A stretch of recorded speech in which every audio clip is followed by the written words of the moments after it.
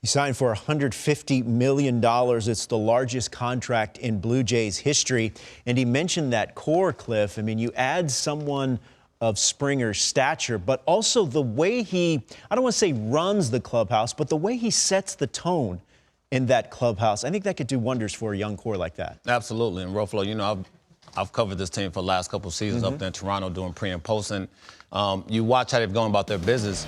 They are young veteran Latin when you think about the core. But then you add a guy like George Springer, and it gives Charlie Montoyo some different options. Do you want to lead him off? Do you want to hit him fourth? I will hit him lead off. Now you have some good competition as far as the outfield. Gurriel Jr. has figured out how to play left field. Teooscar Hernandez had a great 60 game season. Randall Grichuk, who's the odd man out? Well, spring training will tell that and dictate that. But Randall Grichuk might be the odd man out sitting on the bench as an extra guy making $10 million. It's a lot to play with, but this is what you want. If for me as an organization, you want good, competitive, fun, guys that's getting after it with a guy that's a winner, that understands how to go about the business the right way, understands what it needs before 7 o'clock to get yourself ready. Learned a lot from Michael Brantley, before he left in Houston, and it can just trickle into that clubhouse. And the Toronto Blue Jays are a fun team to watch already.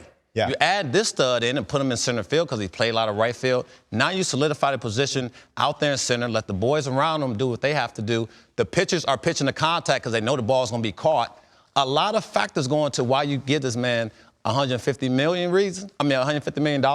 but good for good reason. If we could put up that projected lineup up again of the Toronto Blue Jays, and Carlos, I want you to focus on the reported deal of Marcus Semien going to Toronto, but they have him playing at second. What do you see that deal and what it means for both Semien and the Blue Jays moving forward? Man, they're really making moves, Cliff. I've been impressed, Ruffalo, because they have been very active. Semien coming over just gives some stability up the middle. Look, I like him playing second base. I want to get your take on that, Cliff, because obviously his position is a shortstop. But when you have a guy like Bichette at shortstop, I think I'd rather see him at second base, leave Bichette alone. But he really brings that just spark. Obviously, we saw the big year he had a couple of seasons ago. Last year was not his best, but that's a very short sample. This makes this team better, period. And that's precisely what they're trying to do. Springer, Semien, they still got some pieces that they need to go after. I think they need to solidify that staff. It was brought up to me, Dylan, in research, Kirby Yates. And, we didn't see much of Kirby Yates last season in San Diego. He had some surgery to remove bone chips, but he should be ready to go. I mean, that could be a significant piece for the Blue Jays. But what do you think, what are some of the areas that you think that they still need to shore up a little bit? Well, rotation-wise, for sure. Just to look at it overall, you probably have to shore up a little bit. But back to Lo's point about Marcus Semien. Okay. See, to me, Marcus Semien just really solidified himself as shortstop, being above average one as far as defensively. Learned a lot from Ron Washington before he left. Very hard. Worked really hard to get to himself in position. And that's why I would sort of leave him alone there. I think when you look at Bichette, he's versatile. He's a stud. He can do some different things. So you say Semien at short, Bichette at second. Because what Semien has done to get himself put himself in position to be better at short. Okay. To throw him another position, everybody thinks, hey, just give him a different glove and shoot him on over to second base. It was like me when I was in left field. Hey, go throw him at first. Really? Ask him how hard it is to play first base. You know what I'm saying? You don't just throw these guys over to certain positions and think they're going to be able to handle it. I would leave him alone. Okay, late January. Right now, who's the favorite in the American League East?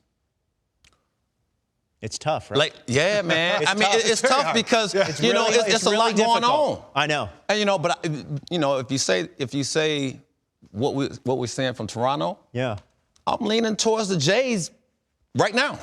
Man, Los, you got to answer. You can't leave me hanging, dog. What about you? Favorite right now in the American League East? Okay, for some reason I start leaning towards the New York Yankees. Okay. Obviously the Jays are coming in hot. The Rays always find a way to do their thing, but I still have the Yankees at the top. Yeah, we'll see. Red Sox. Why say the Yankees immediately? See, for me, I'm looking at the Yankees. Right? I think you got the big horse at the top in Garrett Cole. Absolutely. But behind him, it's a lot of questions. There's some questions. Upside signings in Kluber and Tyone. And then the X factors. You're getting Severino back at some point. Yeah. So that's where the question marks come, is where you're leaning towards, who's hot right now. Like, yeah, I'm It's looking going to at be the Jays. It's fun. gonna be fun And we to haven't, watch. by the way, we haven't even mentioned the defending American Jays and League Yankees. champions, the Tampa Bay Rays. Yeah, they Granted, always find a way. they're going to look very different. Yeah. But they That's always precisely figure it it. out, right? But we're talking about the question marks. Well, there's a lot of question marks Well, for the race, but they always find a way.